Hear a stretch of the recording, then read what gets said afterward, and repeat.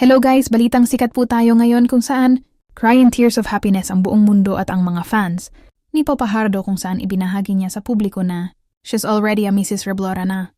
Saksi ang lahat sa heartbreak ni Pau last 2021 kung saan ang kanyang 8 years relationship na si Ginebra PBA, player na si Scottie Thompson, ay humiwalay sa kanya ng kusa at nagpakasal sa iba at sa ngayon may dalawa ang anak na si Scottie.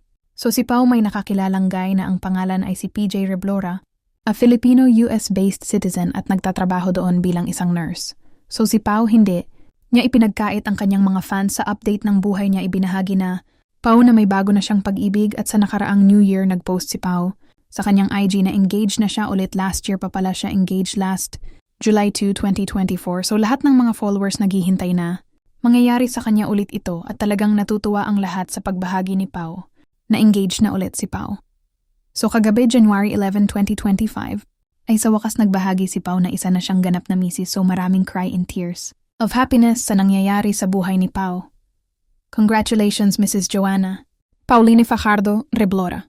Best wishes ninyong mag-asawa. Nasa tamang tao ka na.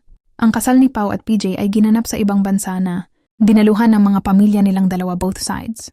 Congrats again, sana makabuo na kayo agad ng baby. Salamat Pau sa pagbahagi mo sa buhay mo dito sa mundo ng social media. So salamat sa panonood.